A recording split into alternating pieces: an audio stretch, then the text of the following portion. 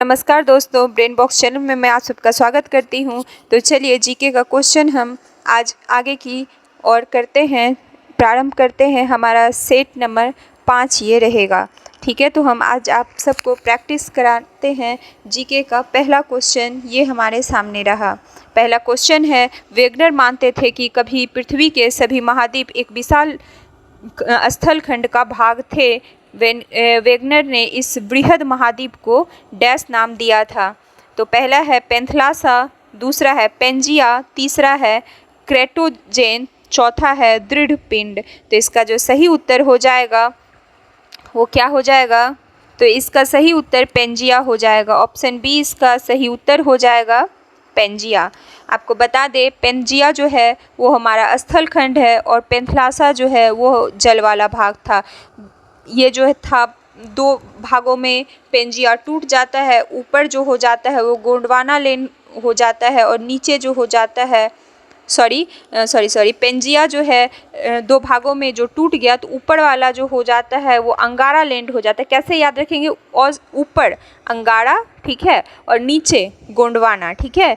Next question है हमारे सामने में, निम्न में से किसने सांप्रदायिक पंचांग की घोषणा की थी? तो ये जो था ये जो सांप्रदायिक पंचांग की बात की जा रही है, तो ऑप्शन ए है हमारा रिचर्ड एटली, ऑप्शन बी है केर स्टामर, ऑप्शन सी है रेमजे मैकडोनाल्ड, ऑप्शन डी है मैड हैकोंग। तो इसका सही उत्तर जो हो जाएगा ये क्या हो जाएगा? मैकडोनाल्ड इसका राइट आंसर हो जाएगा। ऑप्शन सी इसका राइट आंसर हो जाएगा। नेक्स्ट क्वेश्चन है हमारे सामने में कि निम्नलिखित में से जापान का महत्वपूर्ण सूती वस्त्र उत्पादन केंद्र कहाँ पे है? तो इसका सही उत्तर ओसाका हो जाएगा। ऑप्शन ए राइट इसका आंसर हो जाएगा। नेक्स्ट क्वेश्चन है, कुतुबुद्दीन ऐबक ने किसे बंगाल का गवर्नर नियुक्त किया था? ऑप्शन आपके सामने दिया हुआ है। पहला है केकुवा, दूसरा है नासिरुद्दीन, तीसरा है अली मर्दान और चौथा है आराम सा। तो ये जो बंगाल का इन्होंने गवर्नर नियुक्त किया था, अली मर्दान को किया था। ऑप्शन सी सही हो जाएगा। निम्नलिखित में से किस स्थान का पुनः नामकरण अलाउद्दीन खिलजी द्वारा खिजराबाद कर दिया गया था? ऑप्शन ए है रणथंभौर, ऑप्शन बी है भीनमाल, ऑप्शन सी है जालोर, ऑप्शन डी है चित्तौड़। जब चित्तौड़ पर विजय पाया था अलाउद्दीन खिलजी ने, तो इसका नाम जो है चित्तौड़ का ही नाम, चूँकि वहाँ के जो है किसे दे दिया गया था, तो खिर्ज खां को पूरा जिम्मेदारी सौंप दिया गया था, वहाँ का राजा बना दिया गया था चित्तौड़ का, और उन्हीं के नाम से जो है इसका नाम खिजराबाद कर दिया गया था, चित्तौड़ का। चलिए नेक्स्ट क्वेश्चन हमारे सामने, कौन सा कथन बिहार विधानसभा की लोक लेखा समिति के संदर्भ में सही है? ऑप्शन ए है अधिकतम संख्या 15 सदस्यों की हो सकती है, ऑप्शन बी है कार्यकाल 5 वर्ष का होगा, ऑप्शन सी है सदस्यों का निर्वाचन प्रत्यक्ष रूप से विधानसभा के सदस्यों द्वारा होगा, ऑप्शन डी है कोई भी मंत्री इसका सदस्य नहीं होगा। तो इसका सही उत्तर जो हो जाएगा वो ऑप्शन ए हो जाएगा कि बिहार में जो है अधिकतम संख्या 15 है, ठीक है। अधिकतम संख्या 15 सदस्यों की ही हो सकती है विधानसभा की लोक लेखा समिति के संदर्भ में, ये सही है। चलिए नेक्स्ट क्वेश्चन है नेक्स्ट क्वेश्चन है हमारे सामने, किस वर्ष में श्री नीतीश कुमार प्रथम बार बिहार के मुख्यमंत्री बने थे? तो ऑप्शन ए है 1997, ऑप्शन बी है 1999, ऑप्शन बी है 1999, ऑप्शन सी है 2000, ऑप्शन डी है 2005। तो इसका सही उत्तर जो हो जाएगा 2000 में जो है नीतीश कुमार प्रथम बार मुख्यमंत्री बने थे, ठीक है। उसके बाद जो है लेकिन 7 दिनों के बाद जो है इन्होंने इस्तीफा दे दिया था, वो अलग बात है, लेकिन 2005 में जो है ये फिर से बने। अभी तक में नीतीश कुमार 8 बार जो है शपथ ले चुके हैं।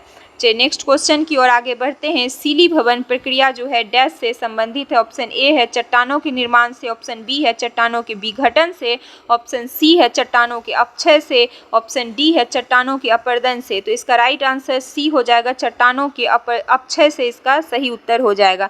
नेक्स्ट क्वेश्चन है, भारत के निर्माण योजना का निम्न में से कौन सा घटक नहीं है? निर्माण योजना में जो है पहला ऑप्शन है ग्रामीण दूरसंचार, दूसरा है ग्रामीण आवास, ऑप्शन सी है ग्रामों का विद्युतीकरण, ऑप्शन डी है कृषि विपणन। तो इसका राइट आंसर डी हो जाएगा, कृषि विपणन जो है इसमें बोल रहा है घटक नहीं है, तो इसका राइट आंसर कृषि विपणन हो जाएगा। नेक्स्ट क्वेश्चन हमारे सामने में है कि निम्न में से किसे आप खंडित चर मानेंगे? पहला है ऊंचाई, दूसरा है वजन, तीसरा है मजदूरों को दी गई मजदूरी और चौथा है एक परिवार में व्यक्तियों की संख्या। अब खंडित चर किसको मानेंगे, तो एक परिवार में व्यक्तियों की संख्या होगा इसका सही उत्तर। चलिए नेक्स्ट क्वेश्चन है हमारे सामने, निम्नलिखित में से कौन सा देश राष्ट्र संघ का सदस्य नहीं है। राष्ट्र संघ का सदस्य नहीं है पूछ रहा है, तो फ्रांस है पहला, दूसरा है इंग्लैंड, तीसरा चीन, ये तीनों तो है सदस्य, लेकिन संयुक्त राज्य अमेरिका जो है ये नहीं है। ठीक है, तो इसका राइट आंसर ए हो जाएगा। नेक्स्ट क्वेश्चन है, मुंतखब उल लुबाब का लेखक कौन था। तो इसका जो राइट आंसर हो जाएगा, तो इसका सही उत्तर जो हो जाएगा, देखिए आप पहला ऑप्शन दिया हुआ है ईश्वरदास नागर, ऑप्शन बी दिया है आकिल खां राजी, ऑप्शन सी दिया है खाकी खां, ऑप्शन डी दिया हुआ है मोहतीत खां। तो इसका सही उत्तर सी हो जाएगा। चलिए नेक्स्ट क्वेश्चन की ओर आगे बढ़। नेक्स्ट क्वेश्चन आपके सामने है, अनुच्छेद 249 के अंतर्गत संकल्प पारित करने के लिए राज्यसभा के कितने सदस्यों का समर्थन आवश्यक होता है। ऑप्शन ए है उपस्थित एवं मतदान करने वाले सदस्यों का 2/3 बहुमत, उपस्थित एवं मतदान करने वाले सदस्यों का 2/3 बहुमत और सदन के कुल सदस्यों का बहुमत। ऑप्शन सी है उपस्थित एवं मतदान करने वाले सदस्यों का 2/3 बहुमत और सदन की कुल सदस्य संख्या का 2/3 बहुमत। ऑप्शन डी है सदन के तत्कालीन कुल सदस्यों का बहुमत। तो इसका राइट आंसर आपको सबको पता ही होगा कि जितने उपस्थित होंगे उस मतदान, जितने भी उपस्थित सदस्य हैं, ठीक है, उसमें जो है मतदान करने वाले सदस्यों का 2/3 होना चाहिए। राइट आंसर ऑप्शन ए हो जाएगा। चलिए नेक्स्ट क्वेश्चन है हमारे सामने। निम्नलिखित में से कौन सा सामंतवाद का रचनात्मक पक्ष नहीं है। ऑप्शन ए है जनसंख्या की वृद्धि, ऑप्शन बी है कृषि का विस्तार, ऑप्शन सी है अर्थव्यवस्था का विकास, ऑप्शन डी है कृषि दासता का उदय। तो क्या कभी भी कृषि दासता का उदय जो है सामंतवाद का रचनात्मक पक्ष हो सकता है? बिल्कुल हो सकता है, क्योंकि सामंतवाद का यही था, ब्रिटिश जो चाहता ही था कि सभी को दास बना के रखना। ठीक है, उसके बाद जनसंख्या की वृद्धि सही है, कृषि का विस्तार ये भी सही है, एक आपका दिखेगा यहाँ पे अर्थव्यवस्था का विकास, ये आपका राइट आंसर हो जाएगा। नेक्स्ट क्वेश्चन है, बिहार राज्य में वर्ष 2016-17 में नकदी फसलों की श्रेणी के अंतर्गत कौन सी फसल सबसे अधिक उपजाई गई थी। तो इसमें आपका राइट आंसर क्या हो जाएगा, पहला है ईख, दूसरा है प्याज, तीसरा है जूट, चौथा है तंबाकू। तो इसका राइट आंसर ईख हो जाएगा। चलिए नेक्स्ट क्वेश्चन है, बहुलवादी विचारधारा समर्थन करती है।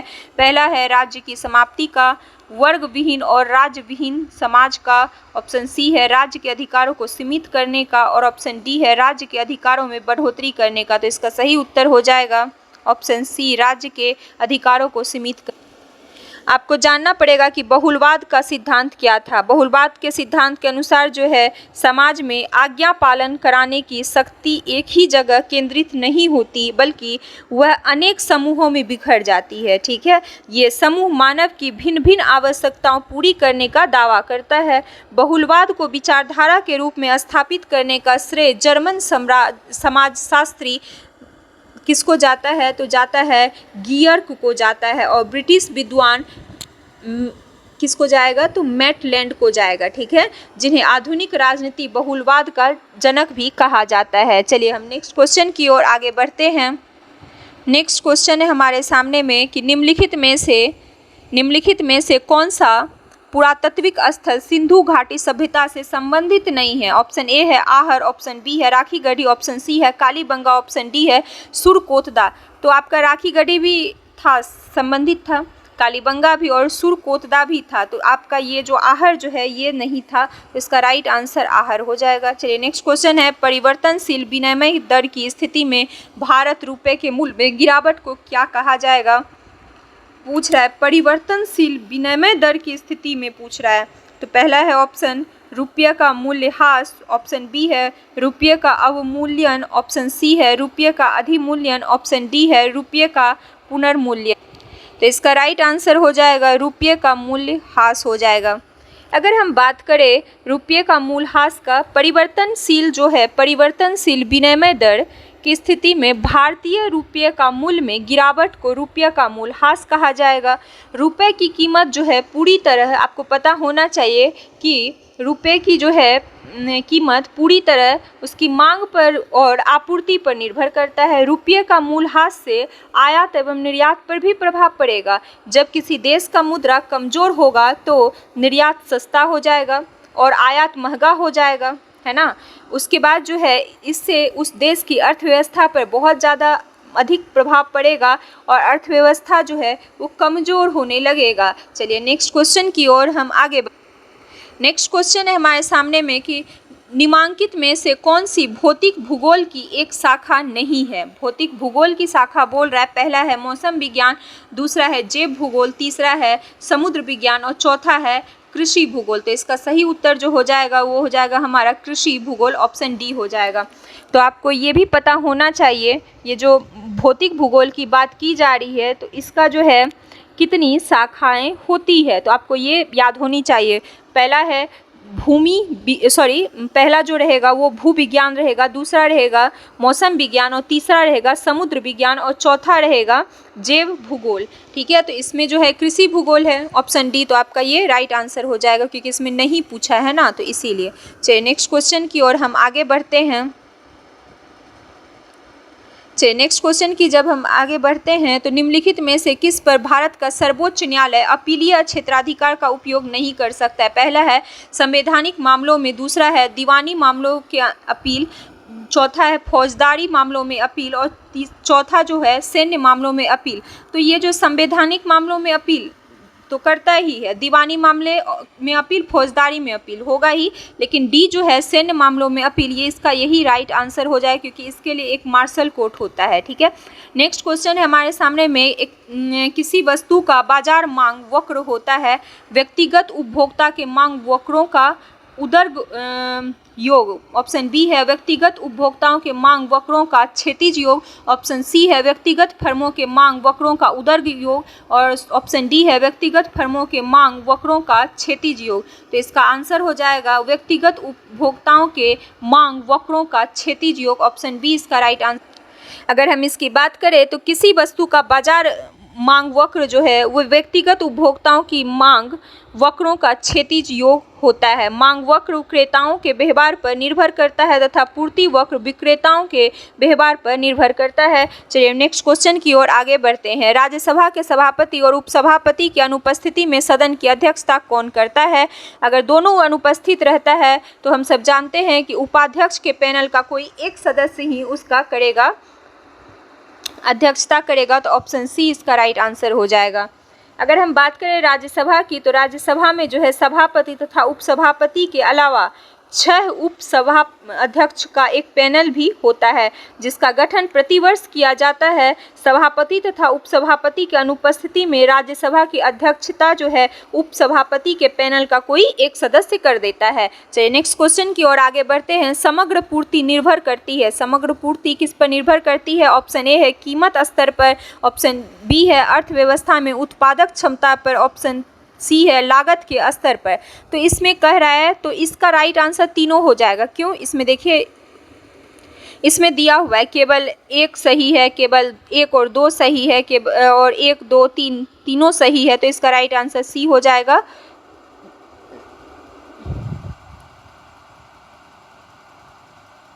इसका राइट आंसर सी हो जाएगा। चलिए नेक्स्ट क्वेश्चन की ओर आगे बढ़ते हैं।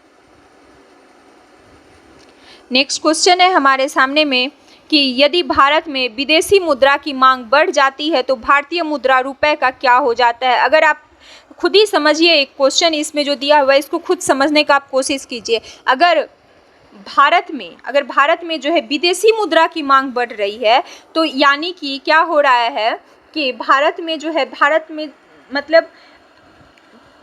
में क्या चीज़ की प्रॉब्लम हो रही है, आपको इस ऑप्शन से आपको दिखाई देगा। पहला ऑप्शन है अवमूल्यन हो जाता है, दूसरा है मूल्य बढ़ जाता है, तीसरा अपरिवर्तित रहता है और चौथा है मजबूत होगा। क्या कभी भी विदेशी मुद्रा की मांग बढ़ जाने से भारत मजबूत हो जाएगा? नहीं होगा।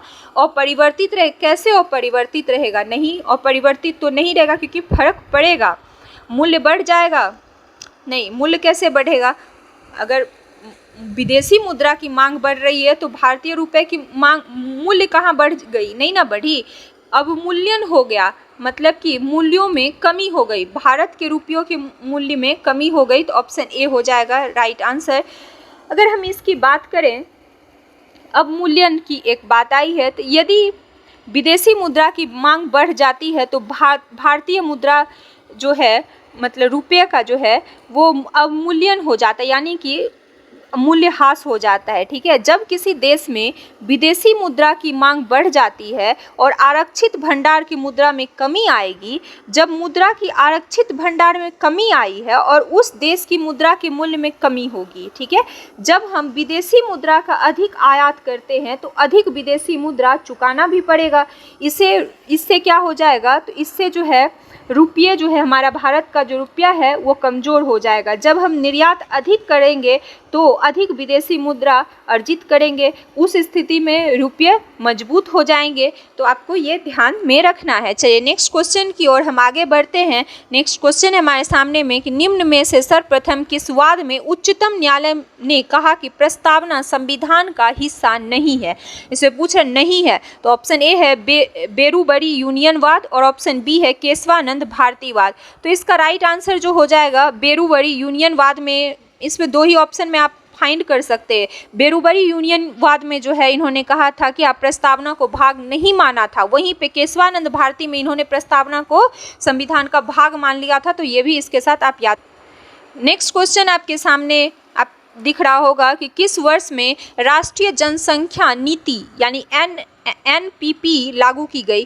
तो इसका ऑप्शन ए है फरवरी 2000, ऑप्शन बी है फरवरी 2002, ऑप्शन सी है 2004 और अप्रैल 2005। तो इसका सही उत्तर हो जाएगा ऑप्शन फरवरी 2002 में ये लागू किया गया था। चलिए नेक्स्ट क्वेश्चन की ओर आगे बढ़ते हैं। भारतीय संविधान में संसदीय लोकतंत्र तथा न्यायिक सर्वोच्चता किन देशों से अंगीकार किए गए हैं, मतलब लिया गया है कह रहा है। तो ऑप्शन ए है ब्रिटेन एवं फ्रांस, ऑप्शन बी है फ्रांस एवं USA, ऑप्शन सी है USA एवं स्विट्जरलैंड, ऑप्शन डी है ब्रिटेन एवं USA। आप सीधा सा सोच के देखिए कि संसदीय लोकतंत्र जो है वो कहाँ से लिया गया है। तो संसदीय लोकतंत्र जो है ये ब्रिटेन से लिया गया है और न्यायिक सर्वोच्चता,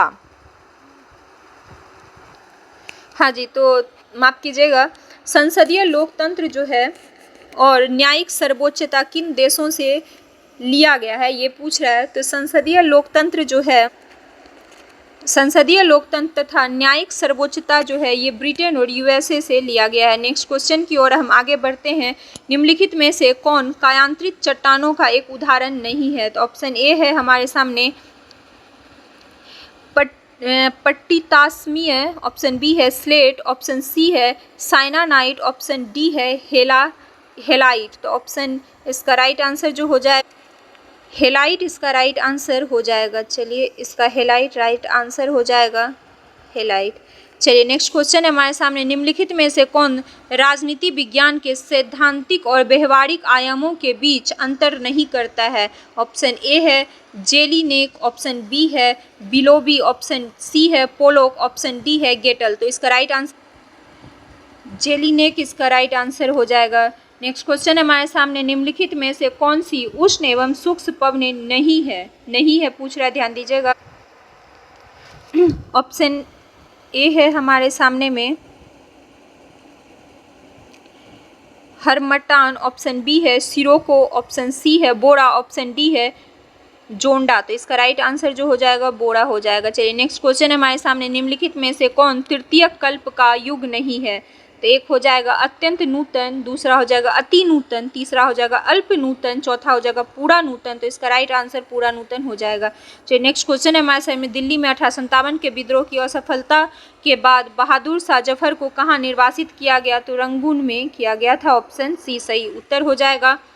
उसके बाद है 1862 में इनकी मृत्यु भी हो गई थी और आपसे मतलब ये जो थे अंतिम मुगल बादशाह थे बहादुर शाह जफर, इनके ये जो थे ना अपने इससे जफर नामक पत्रिका का भी संचालन करते थे, अपने से लिखते थे, जफर नामक पत्रिका लिखते थे। उसके बाद जो है आपको ये भी याद रखना है ये अंतिम मुगल बादशाह रहेंगे उसके बाद जो मुग़ल बादशाह के नाम से ही बादशाह ही सिस्टम ख़त्म कर दिया जाएगा। 1857 की क्रांति के बाद जो है भारत में मतलब सीधे तौर पर जो है अब ब्रिटिशर्स मतलब ब्रिटिश के जो किंग रहेंगे यानी कि क्राउन जो रहेंगे वही यहाँ पे शासन करेंगे। पहले जो महारानी के हाथ में दिया जाएगा, लेकिन महारानी नहीं लेंगी, और 1857 यानी 1858 के बाद जो है यही मतलब डायरेक्ट ब्रिटेन जो है वहाँ मतलब भारत में शासन करेंगे, और यहाँ पे जो है कंपनी का शासन व्यवस्था को ख़त्म कर दिया जाएगा। ठीक है, मतलब कंपनी अब भारत में शासन नहीं करेगी, उसी के बाद से वायसराय पद को लाया जाएगा। चलिए नेक्स्ट क्वेश्चन की ओर हम आगे बढ़ते हैं। भारत की कौन सी नदी हीराकुंड बांध से संबंधित है? पहला है दामोदर, दूसरा है महानदी, तीसरा है कावेरी, चौथा है सोन। इसका राइट आंसर बी हो जाएगा। नेक्स्ट क्वेश्चन है हमारे सामने, डेक्कन के कानून किस सभ्यता से संबंधित है? पहला है मेसोपोटामिया, दूसरा है ग्रीस, तीसरा है रोम, चौथा है चीन। तो इसका राइट आंसर ग्रीस हो जाएगा। नेक्स्ट क्वेश्चन है हमारे सामने, केप ऑफ गुड होप यानी कि वो इसको अंतरिम आशा, कैप ऑफ गुड होप जो है ना वो उत्तम आशा अंतरिम द्वीप के नाम से जाना जाता है, जिसकी खोज जो है हमने ये रिपीटेड क्वेश्चन भी है, इसका खोज बार्थोलोमियो डियास ने किया था। ठीक है, एक्चुअल में ये लोग खोज करने निकले थे। आपको पहले से पता होना चाहिए कि नेविगेटर आएंगे, हेनरी डी नेविगेटर, और उन्होंने जो है तटीय मानचित्र का खोज किया। उसके बाद बार्थोलोमियो डियास आएंगे और कैप ऑफ गुड होप की खोज करेंगे। उसके बाद ही वास्को डी गामा आएंगे, और आपको ध्यान होगा 1498 की बात, 1497 वो निकले थे, 1498 में भारत में पहुँचे थे। कहाँ पे? तो केरल के मालाबार तट पर पहुँचे थे। ठीक है, और ये भी याद रखिएगा उसी समय हमने बताया था कि भारत की ही खोज करने के लिए कोलंबस भी निकलता है, लेकिन वो किधर चला जाता है? तो कोलंबस जो है वो अमेरिका का खोज कर देता है, रास्ता भटक जाता है। तो चलिए, आपको अगर हमारा सेशन अच्छा लगा हो तो आप लाइक करें, शेयर करें, सब्सक्राइब करें। अब आपसे हम मिलते हैं नेक्स्ट सेशन में।